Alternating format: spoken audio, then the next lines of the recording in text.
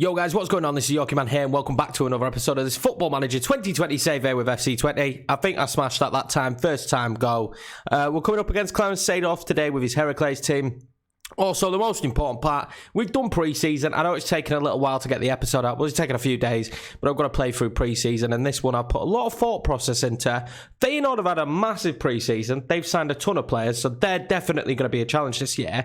Ajax have lost Calvin Stengs, so that's good news for everyone involved. But let's see what business we've done. So to be honest with you, with the transfers, I think we've been pretty smart. We did sign Cunningham. He came in on a free. He's a young Scottish centre-back, one of the first regens we brought into the team as well as Izatov. He looks pretty decent. I don't know if he's going to turn out to be anything, but we didn't pay a penny for him, so it doesn't make a difference. As you guys already knew, you've probably seen this guy before, but if you haven't, you're about to find out about him. This is Tony Brokovich. Nailed it. Classic Croatian name, and I just nailed that. We signed him on a free. I think he's decent. He fulfills that role in defence of being a good passer. I've mentioned this a few times. If you don't know this already about the series, we're going to look to play a tiki-taka style of football, something I've never really done before in FM, and we're going to approach like signing all the players predominantly on kind of passing and vision kind of stats. Now, he doesn't have amazing vision, but I think for a centre-back, that's pretty decent, and he's quite tall as well. Good jumping reach, so he's going to help us at corners. I think he's a really good centre-back to sign on a free, to be honest with you, and he's valued quite well, so if we don't get the best out of him, at least we can move him on for a decent fee. Also coming in on a free transfer was Dario. He, to me, just looks fantastic. The staff don't seem to rate him too highly, but I certainly do. He's worth a bit of cash. He's Argentine. I think he fits our style as well. He's got not bad passing for I'll play him up top. He'll play as a false nine up top. He won't play as cam. But yeah, I'm excited to see how he gets on. His composure isn't fantastic, but again, I'm not fully sure how important composure is in this year's game. I think technique probably outweighs that, but we'll find out. He's nice and quick. He seems decent to play up top, and he can be in that rotation of strikers that we've got this year. Next up is Mads. He looks really good, actually. We've done quite a lot of free transfers. All my deals this season was free transfers. It does feel a little bit like the Bolton save, but I just went free transfer mad. I felt, what's the point in spending any money? We didn't have a lot anyway, and I didn't want to go over the top.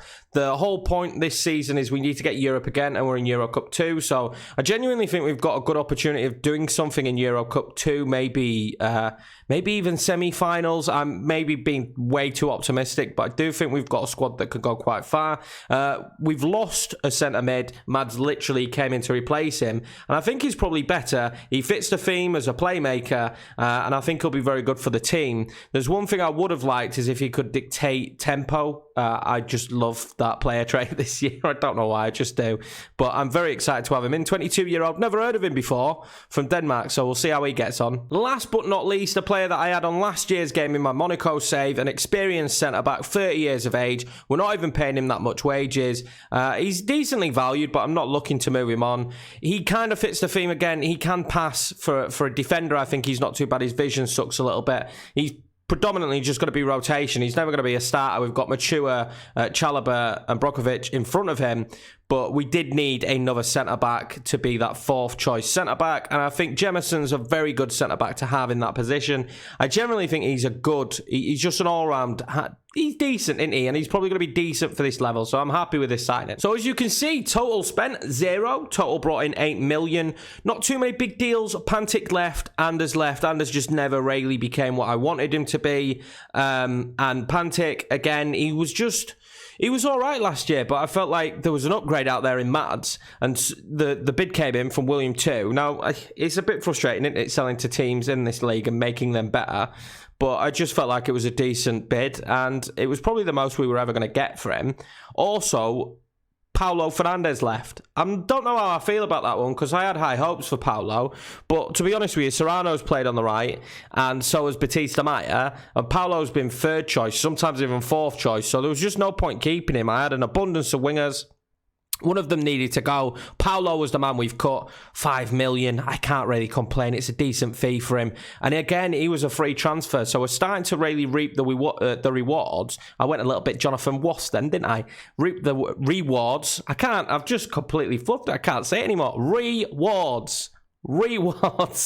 Starting to reap them anyway. Now it's just showing that signing those free transfers just works out for us. And this is what you could do. Free transfers, I think, is so important if you're a smaller club or a club that doesn't have a lot of money. Even though we do have quite a bit of money, but the board don't want to give me it. It's fine. They can keep it for now. They don't want to give me it right now. But yeah, bringing in another 8 million was decent. And it does actually mean that we're at a stage now that if I do feel when we get to January, we need some extra reinforcements, especially in Europe, that 1 or 2 can come in and we've got the budget for it. Speaking of the finances, we're nearly up to 30 million now on the overall balance. We've got nearly 7 million in the transfer budget and we've got a decent wage budget. I've re-signed several contracts. I'm not going to go through them all, but players like Sup, Vasquez, players like that, we signed quite a few contracts. Also, Ethan Laird, I should have got a recorded clip of all the bids that came in for him, but he had several bids already. PSV really want him, but we're not going to let him go. We are actually now classed as rich, even though they're not giving us the money, but we are now classed as rich.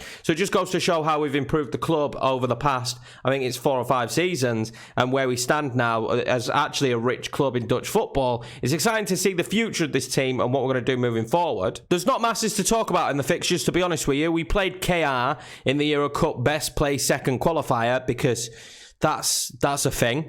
And Seferosa scored 1-0 in the first leg at home, and then away Seferosa scored again and Nico Serrano. So Seferosa started the season very well. We're going to play Heracles today, just the one game, because we've got all the transfers to go through. And then in the next episode, I'm tempted to bring a double header and it be a group game. Touch wood, we make it. It'll be a group game and a league game. I think that's probably the best way to do it. I'm also excited to play against Feyenoord, so I may bring that game as well. I'm not 100% sure how we're going to do it yet. I always do that on the fly. You guys know that. Let's take a brief moment here, though, just to say thank you very much to all you guys that have been supporting the channel.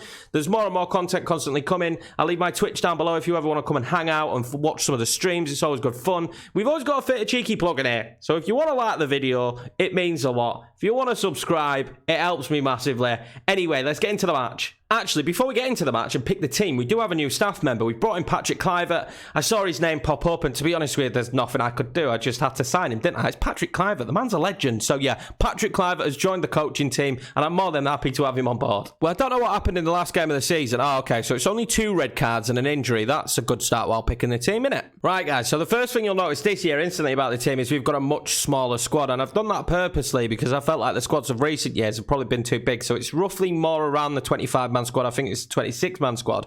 But you can see, it means we've only got 7 players on the subs bench today because we've got 2 suspensions and 2 injuries, which is a little bit frustrating, but I suppose it is what it is. We do have a pretty decent squad. There's not a single player in the rotation positions that I wouldn't play as a starter. So we do actually have quite a good squad. It's fairly deep. I am toying with the idea of signing another player, though, that can play right and left back. I'm not sure, because we only have 2 in each position, and you know what this game can do. You know exactly what this game could do. It can screw you over. But Arezzo is back, and he's going to play up top this game. And I think the team looks pretty strong. This is certainly a team that we should be beating. So let's see how we get on. We have just recently played in Europe, and we know last year that it was a real issue for the team after European games. Right, let's get into the first game of the new season. And I'd be lying if I said I wasn't full of optimism and being excited as we get. I was going to say we'd get a goal, but we don't. But definitely full of optimism and excitement going into this season. I feel like we've got the style of football we want to play now, and I don't feel like we'll defer from that. I think that's going to be our style now moving forward. I'm really happy with the team. We've got the youth players that are coming through, and the players that have been here for a while now. Nasi Univar was potentially, that's not what I want to see, though. What was that, Chalobah? Are we going 1-0 down? Great save. Chalobah, please don't do that. That is exactly what I don't want you to do.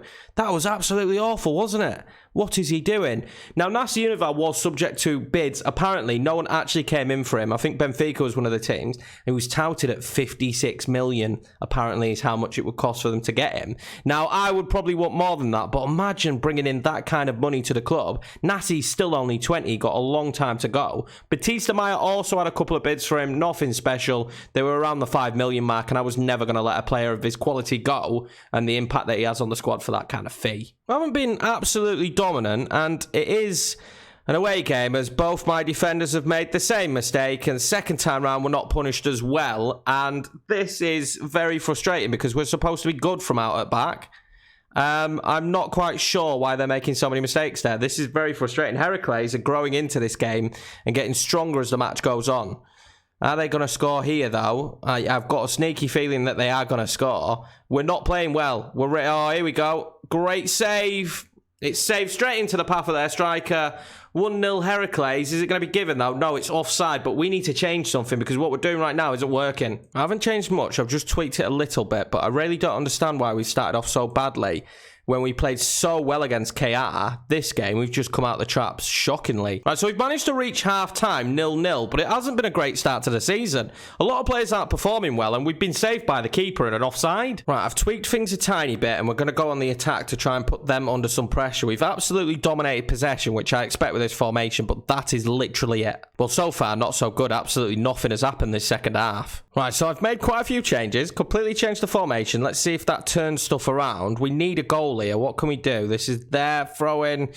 I'm very nervous about this. I think the changes could lead to us conceding, and they do with an unbelievable volley. Have you ever seen a volley like that before? Wow. How does he hit that? Wow.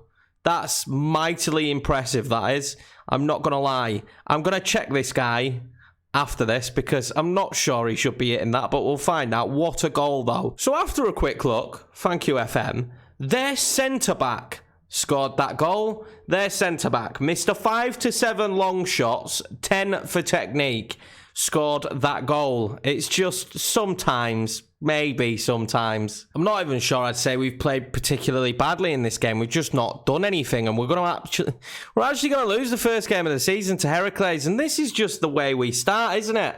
It's a 1-0 defeat to Heracles, and to be honest with you, it's an absolute screamer, and they were probably the better side, but it's just this recurrent situation of we play in Europe and then we can't play in the league. We just don't turn up. We don't perform in the league, and absolutely nothing going forward. Matheus Arezzo's come back and not really done it, and a little bit of a bitter disappointment, a little bit of a frustrating game, that, and a familiar trend now, it feels like, for the team with that kind of performance. All I can do is tell them they weren't good enough today. Like you say, that there's been some decent performances really all round, but Matheus, just no one had an impact going forward. Going forward, no one had an impact, and just really frustrating. Sometimes when it comes off the tiki-taka style, it's unbelievable to watch and it feels amazing. And then sometimes you have a result like this, where you're just woeful. It tends to be away, and it tends to be after a European game as well. Right, guys, anyway, that's going to be it for today's episode. A little bit of a disappointing episode, to be honest with you, because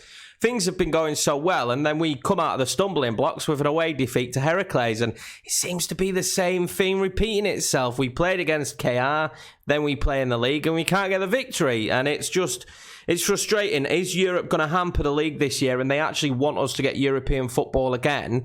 We need to find someone who's going to start banging in the goals as well. I'm going to play around with a striker role, but Matheus Arezzo there didn't look fantastic, did he? I'm going to try and stick with this style of football for now, moving forward this season. I certainly think we've got the players for it, but it'll be interesting to see if it's just not viable as games go on. We'll see how we get on. But anyway, guys, I'll see you in the next episode. I appreciate you enjoying this one. If you did enjoy it, make sure to smash that like button. It definitely helps the videos and moves it up in the algorithm. Stay safe, guys, and I'll see you in the next one.